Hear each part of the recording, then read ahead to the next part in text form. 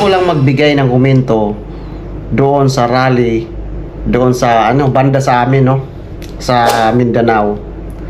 So marami daw mga Bisaya na pumunta doon sa rally ng Marcos administration, no. So maraming mga Bisayang naloko na bayaran daw. So yung iba hinakot lang. Kung sinabi nila na hinakot lang yung mga tao doon, may katotohanan siguro yon. Siyempre naman, sa panahon ngayon, marami talagang gumagawa niyan. At alam naman natin na napakalaki ng pundo ng administrasyon ng Marcos. Napakalaki po ng pundo nila, no? Dahil malapit na po ang eleksyon, lalong-lalo na doon sa 2028. So malaki, kaya nag-iipon sila para panggastos sa upcoming na presidential election. So pwedeng mangyari yun, no? Pwedeng mangyari na binayaran nila yung mga tao na pinapapunta doon, hinakot nila. Kasi marami na po ang nagsabi na binayaran, hinakot yung mga tao na yon.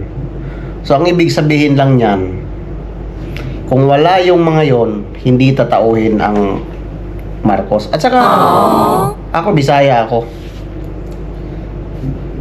hindi pa rin magwawagi si Marcos. Visayas, Mindanao, hindi pa rin siya magwawagi. Hindi pa rin magwawagi ang mga kandidato. Alam niyo kung bakit? Alam ng tao kung sino ang may nagagawang malaki. Hindi yan, tanga na lang ang bubuto kay doon sa mga ni Marcos. Tanga na lang na tao ang bubuto doon or nabayaran. Pero kung ako sa side ko, kung nasa Pilipinas lang ako, tapos may magbabayad sa akin, tatanggapin ko lang yun, pero hindi ko siya iboboto. Ang iboboto ko mismo yung mga karapat-dapat na mamuno sa ating bayan, sa ating bansa. Makikita nyo mga recycle na yung mga dinadala ni Marcos ngayon. So may mga nagawa ba yan dati? Tanungin ko kayo. Dapat doon tayo mag-focus doon sa mga taong may nagawa. Doon sa mga taong hindi kawawa yung bayan natin. Yung walang kakayanan na magbulsa ng pera. Yun dapat ang ilagay natin.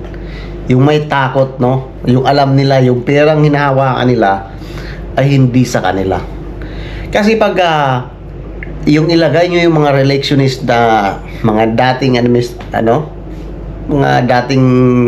yung mga kaanib ng mga dating yellow pink lawan at saka mga yellow tae na yan. Kung yun ang ilagay ninyo, dahil alam naman natin na wala silang nagawa anong panahon, at ilagay nyo yan ngayon, papanalunin nyo, ganun pa rin, back to zero ulit tayo. So protektahan natin ang Duterte family, lalo na kay BP Inday Sara at sa kanilang mga kandidato na talagang totoong may ambag sa bayan natin.